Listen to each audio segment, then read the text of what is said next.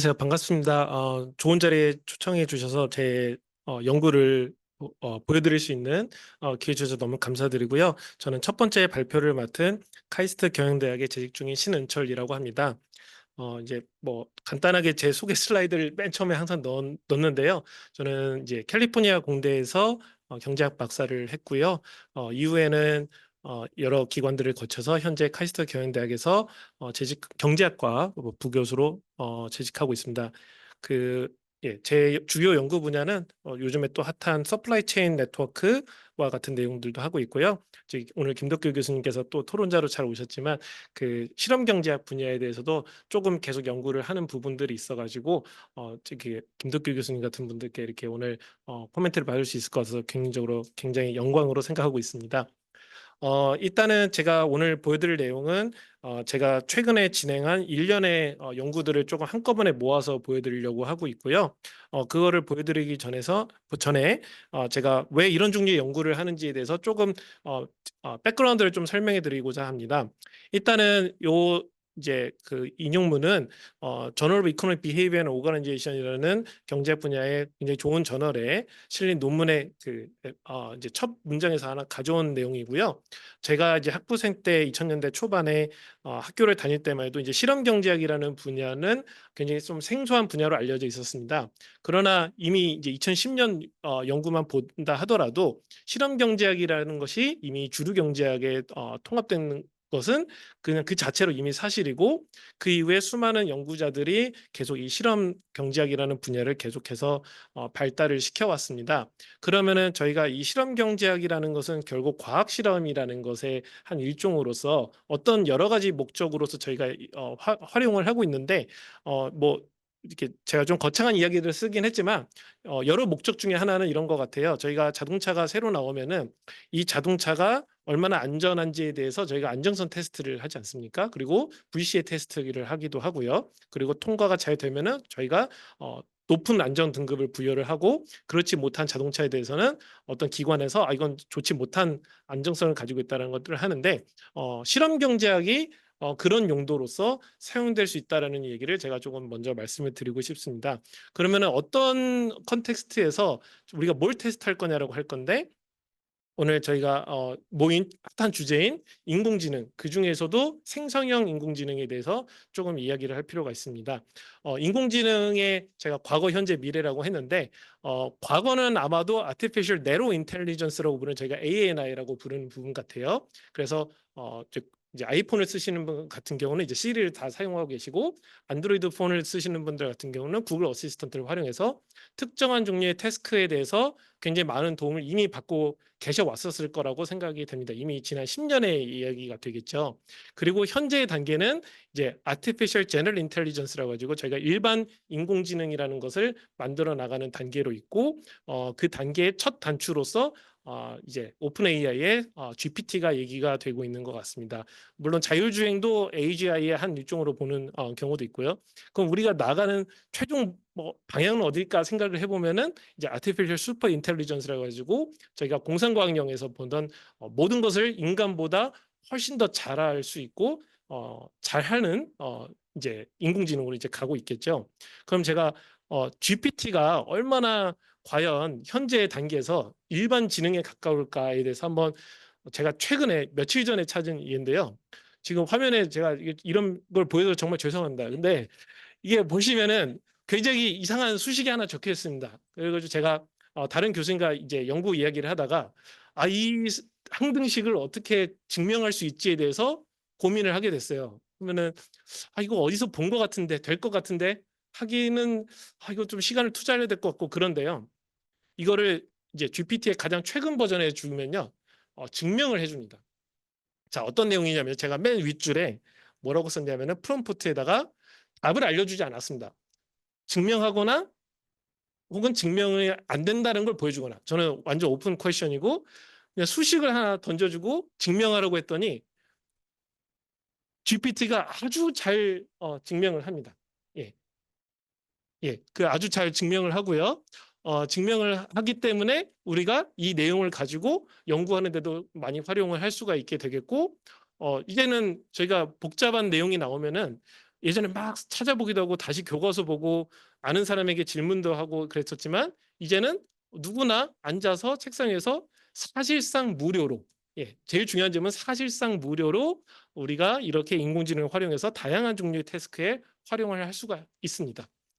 그다음에 이제 GPT의 가장 중요한 특징 중 하나라고 하면은 이제 저희가 어플리케이션 프로그래밍 인터페이스라고 부르는 소위 API라고 부르는 부분인데 이것은 뭐냐면은 제가 만약에 생성형 AI 그중에서 특히 이제 GPT를 활용해서 어떤 비즈니스 모델을 만들고 싶다라고 하면은 GPT의 API를 활용해서 직접 GPT 모델을 호출을 하고 거기서 나오는 대답을 가지고 제가 비즈니스에 활용을 할 수 있죠.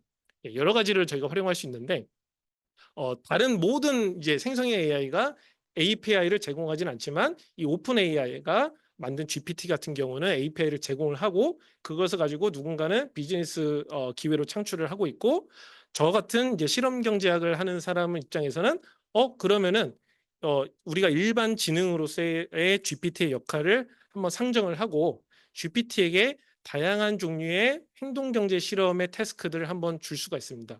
예를 들어서 불확실성 하에서의 의사결정을 한번 시켜볼 수도 있고요. 뭐 여러 가지를 뭐 예를 들어서 뭐 다양한 것들을 저희가 뭐 다 시켜볼 수가 있습니다. 그러면 이제 저희가 제가 공동 연구자들과 함께 계속해서 관심을 갖는 것은 뭐냐면은 이 GPT가 아까 말씀드렸듯이 사실상 제로 마지널 코스트로 사용할 수 있는 인공지능인데 이 GPT를 개인 재무 설계사로서 활용한다고 하면은 과연 우리가 얼마나 이것을 신뢰할 수 있는가에 대해서 한번 테스트하는 연구를 한번 진행을 해보자라고 해서 이제 연구를 진행하게 됐고요. 지금 화면에 나와 있는 그림은 이제 뉴욕타임스에서 이제 굉장히 초창기 챗 GPT가 처음 나왔을 때 이미 뭐 다루고 있었던 어떤 화두라고 생각해 볼 수가 있겠습니다. 그러면은 이제 제가 예전 연구를 잠깐만 말씀드리면은 이제 서울대학교 최준주 교수님께서 만드신 아주 잘 확립된 행동경제 실험이 저희가 잘 알려져 있는 것이 있습니다. 저희가 그 행동경제 실험을 가지고 GPT에게 다양한 종류의 이제 태스크를 시켜봤습니다. 특별히 어떤 종류의 태스크를 시켜봤냐면요.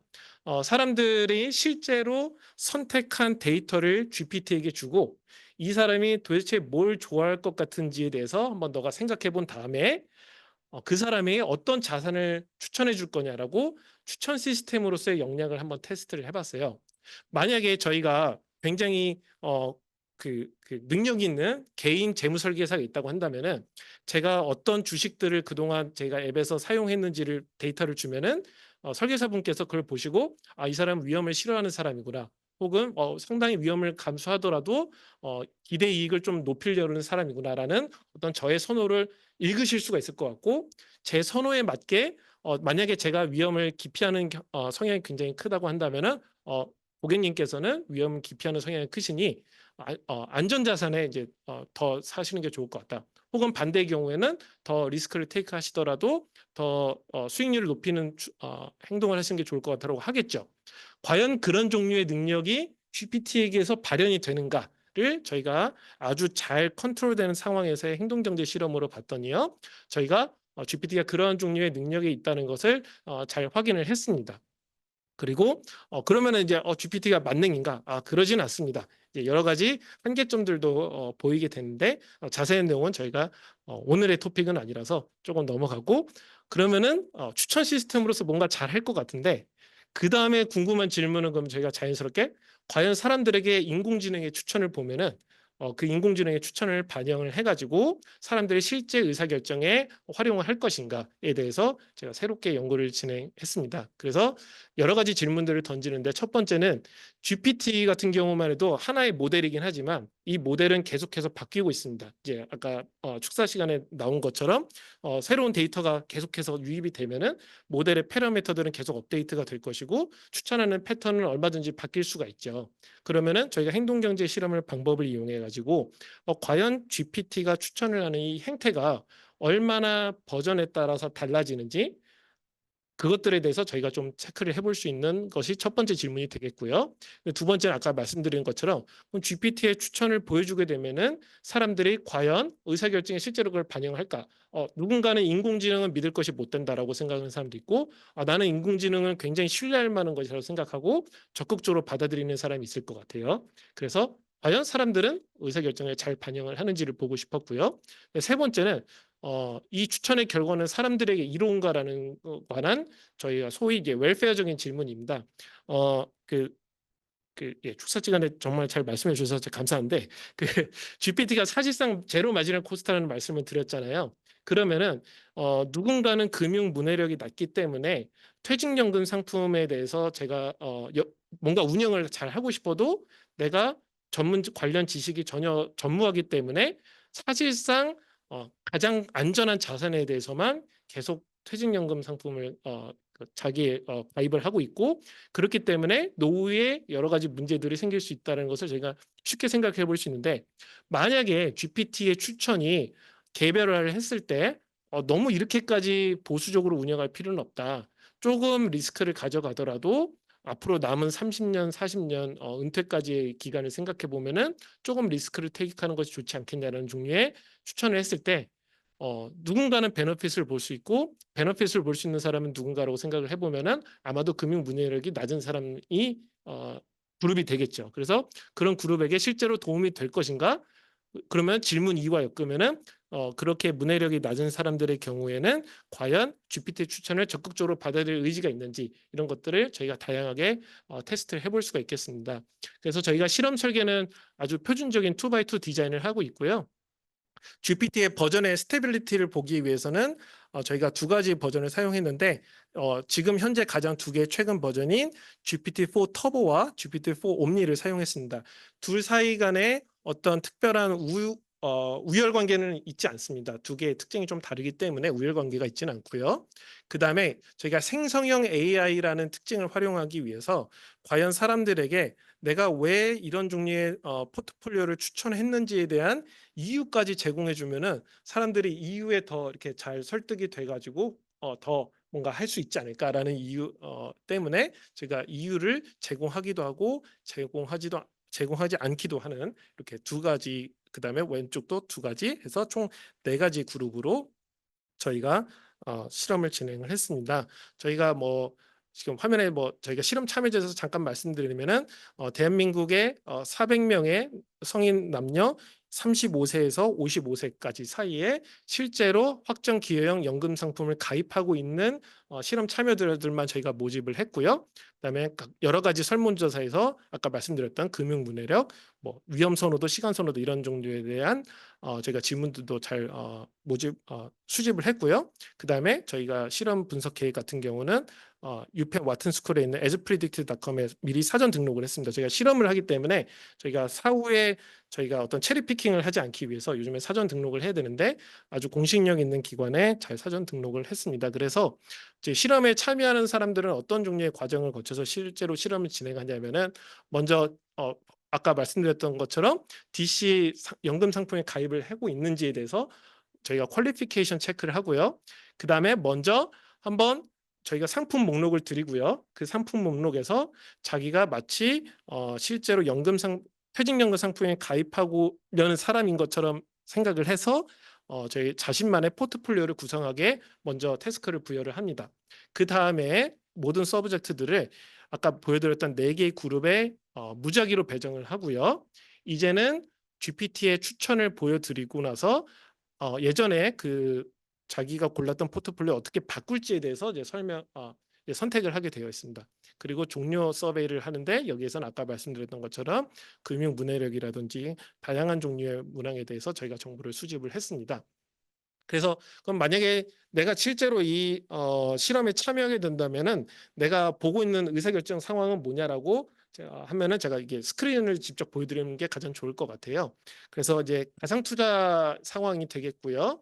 그 다음에 저희가 11가지 퇴직연금 상품을 이제 실제 그 회사들에서 제공하는 것과 유사하게 구성을 했었습니다. 그 내용은 다음 화면에서 보여드리겠고요.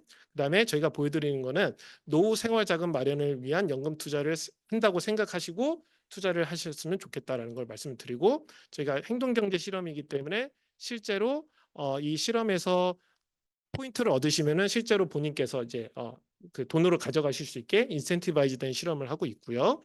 그래서 어떤 종류의 그러면은 상품을 보고 있는가 하면은 이제 화면에 있는 것과 같이 11개 상품을 저희가 그럴싸하게 잘 구성을 했습니다. 참고로 요 상품 그 연금 실험 디자인은 오늘 토론해 주실 김덕규 교수님께서 예전에 저와 함께 금융감독원과 진행했던 연구에서 디자인을 그대로 가지고 왔습니다. 보여드리면은 먼저 아까 말씀드린 대로 11개의 상품이 있고요. 그다음에 각각의 상품에 대해서 수익률과 위험 등급, 그다음에 좀 더 구체적인 표준 편차, 그다음에 본인이 선택할 투자 비중 이렇게 정보들을 쭉 넣어놨습니다. 그래서 수익률 같은 경우를 보시면은 이제 3개월부터 3년까지 단기 수익률부터 장기 수익률까지 다양한 정보를 좀 볼 수 있게 저희가 구성을 해놨고요. 그다음에 위험 등급을 이제 가장 낮은 위험 등급부터 해가지고 이렇게 매우 높은 위험 등급까지 저희가 쭉 나열을 했습니다. 그래서 한번 보시면은 상품 1 같은 경우는 굉장히 수익률이 낮습니다. 뭐 크지 않습니다. 다만 표준 편차가 거의 0에 가깝기 때문에 사실상 확정적인 어떤 리턴을 얻을 수 있는 상품이라고 보시면 되겠고요. 밑으로 내려서 극단적으로 상품 12를 보시게 되면은 3년 수익률, 일종의 장기 수익률이라고 볼 수 있는 수익률도 굉장히 높은 상품입니다. 하지만 매우 높은 위험이기 때문에 표준 편차가 굉장히 높게 설정되어 있는 것을 보실 수가 있습니다. 그래서 이 화면을 보고 각각의 참여자들은 의사결정을 하는데 저희가 실제에서처럼 이제 저희가 물가상승률을 사실 반영해야 퇴직연금 상품으로서의 의미가 있습니다. 제가 당장 뭐 내일 이게 저희가 숏으로 저희가 트레이드를 하는 게 아니기 때문에 먼 미래를 봐야 되고 그러면 당연히 저희가 기대 물가상승률 같은 경우를 좀 정보를 주는 게 맞고요. 그다음에 퇴직연금 운용에 관한 수수료도 저희가 포함을 했습니다. 그래서 보시면은 요 1.2%와 0.6을 더하면 1.8이 되고 상품 1에 대만 내가 만약에 완전히 안정적인 수익을 얻겠다라고 하면은 명목 수익은 증가하겠지만 실질 수익은 예를 들어서 장기 수익률 2.51을 3으로 나누면 1.8보다 작게 되겠죠. 그래서 상품 1에 대한 자신의 모든 그 퇴직연금 상품의 그 투자 비중을 100을 넣는 것은 사실상 실질 가치로 생각하면 마이너스 투자가 되겠습니다. 그래서 그러한 그 상품들의 모형을 저희가 잘 반영을 했고요. 그래서 의사결정을 하는 것은 이 투자 비중을 내가 100개의 토큰이 있다고 생각한다면은 이 100%를 이 11개의 상품들에 어떻게 나누어 담을지에 대해서 의사결정을 하는 상황입니다. 그럼 저희가 이제 포트폴리오 이제 그 이론에 이제 잠깐만 얘기하게 되면은 이제 그 학부 시간에 배우는 이제 포트폴리오 수익 위험 평가 이제 모델이 있습니다. 그래서 가로축을 보시면은 각각의 상품들이 가지고 있는 그 포트폴리오의 그 스탠다드 디비에이션, 그러니까 위험에 대해서 저희가 표시를 해놨고요. 세로축에는 이제 얼마나 기대 수익을 얻을 수 있는지에 대해서 저희가 표시를 해 놓았습니다. 그리고 아까 말씀드렸던 11개 상품들을 점으로 표시를 했는데 예를 들어서 저 맨 왼쪽에 있는 점 같은 경우는 상품 1을 의미하고요. 아까 보셨다시피 사실상 0의 스탠다드 디비에이션을 가지고 있고 그러니까 위험이 거의 없는 거죠. 하지만 실질 기대 수익은 지금 0 이하에 있으니까 사실상 마이너스 상품이다라고 생각하시면 되겠습니다. 그다음에 상품 4 같은 경우는 여기 속해 있고 그다음에 상품 8, 그다음에 상품 11 이렇게 대표적인 상품들을 이렇게 나열할 수가 있겠고요.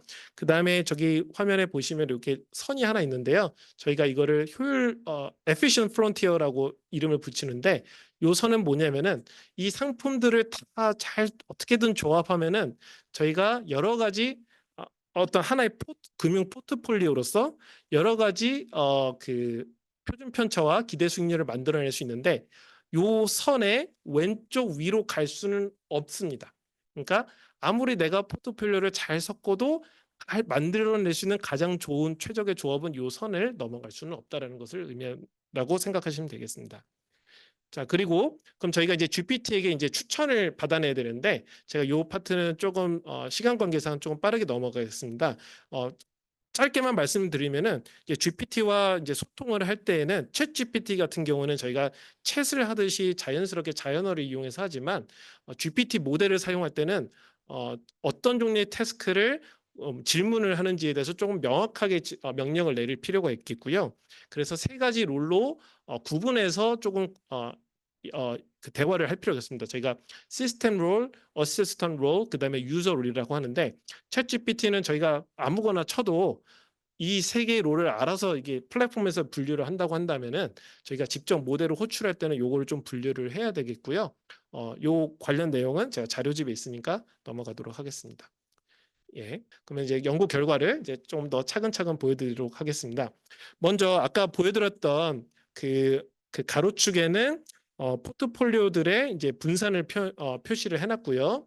그 다음에 세로축에는 이제 실질 기대 수익률을 저희가 표시를 했습니다. 그리고 아까 말씀드렸던 것처럼 이렇게 효율적 선이 있고 프론티어 선이 있고, 그 다음에 아까 상품 1 같은 경우는 사실상 무위험인 자산은 여기, 상품은 여기 있습니다. 자, 그랬을 때 첫 번째로 저희가 관찰해야 될 건 뭐냐면은, 사람들에게 아까 보여드렸던 화면을 보여주면은 도대체 어떤 종류의 포트폴리오를 평균적으로 구성을 하는가, 한번 본인들께서 참여했다고 생각해 보시고 만드시면은 과연 어느 정도의 그 포트폴리오를 만들까로 생각하면은, 여기 화면에 표시되어 있는 요 네모난 검정 색깔 그 모양이 되겠습니다. 즉 여기가 저희가 임의로 어떤 한 사람을 뽑았을 때 그 사람에게 앞에서 보여드렸던 퇴직연금 상품 포트폴리오를 만들라고 요청을 드리면은 요 정도의 포트폴리오를 구성하시는 능력이 있으신 겁니다. 자, 그런데 저희가 GPT에게 추천을 한번 했습니다. 아까 GPT의 버전이 두 개가 있었죠. GPT-4가 있었고 GPT-4 터보와 GPT-4 옴니가 있었습니다. 그러면은 저희가 터보 버전에게 추천을 부탁했을 때는 요 파란색에 추천을 합니다. 그러면은 이 사람과 비교를 하면 어떤 특징을 보실 수 있냐면은, 분산은 더 크고 그리고 리턴은 더 큰 거죠. 그러니까 조금 더 위험을 테이크해서라도 좀 더 수익률을 높이는 종류의 포트폴리오를 GPT-4 터보 버전은 추천을 하게 됩니다. 자, 그럼 같은 종류의 질문을 프롬프트를 전혀 바꾸지 않고 모델 좀 더 나중에 나온 모델인 GPT-4 옴니에게 질문을 하게 되면은 여기 보시는 빨간 색깔 점처럼 추천을 하게 됩니다. 그 얘기는 무슨 얘기냐면은, 이 대표성 있는 사람의 퍼포먼스와 비교하게 되면은 좀 더 위험은 덜 가져가려고 하고, 당연히 그의 결과로서 리턴도 더 작은 거죠. 그러니까 똑같은 GPT 모델인데 거기에 여러 가지 학습하는 데이터라든지 그 다음에 뭐 튜닝하는 과정들을 통해서 두 가지의 상이한 버전이 있는데, 하나의 버전은 일반 저희가 대표성 있는 소비자와 비교했을 때 더 리스크를 테이크하라는 추천을 하고 있고요. 다른 버전은 더 리스크를 테이크하지 말라라는 추천을 하고 있습니다. 그러면 저희는 이제 문제가 생겼습니다. 과연 누구 말을 들어야 되는가? 이게 물론 정답은 없습니다. 사람의 선호에 따라 다르지만 대표성 있는 사람을 비교했을 때 버전에 따라서 분명히 상이한 추천을 하고 있다라는 게 되겠습니다. 그리고 아까 말씀드렸다시피 이게 파란색이 GPT 레코멘데이션인데 터보 버전이고요. 여기가 옴니 버전이 되겠습니다. 자, 그러면 이제 추천을 받으면은 사람들이 어떻게 행동을 바꾸느냐? 자, 까만 점 같은 경우는 추천 없이 내가 그냥 선택을 한 거였고, 자, 두 번째로 추천을 받고 나서 파란 색깔 추천을 받으면은 사람들이 어떻게 행동을 하는가 봤더니 요 파란 색깔 점에 가깝게 이렇게 움직입니다. 그러니까 물론 GPT가 추천을 한다고 해서 완전히 그것이 내 선호를 반영하는 것도 아니고 들을 이유는 전혀 없지만, 어쨌든 그거를 참고하기 때문에 GPT가 추천하는 방식으로 조금 따라가게 됩니다. 보실 수 있고요. 그 다음에 GPT가 그럼 더 리스크를 테이크하지 말라라는 추천을 하면 사람들이 어떻게 반응하냐면은, 실제로 그거를 본인의 포트폴리오에 반영을 해가지고 리스크를 더 테이크하지 않는 방향으로 바꾸게 됩니다. 그 얘기는 무슨 얘기냐면은, 실제로 사람들에게 추천을 보여주게 되면은 추천이라는 것은 분명히 효과가 있고요.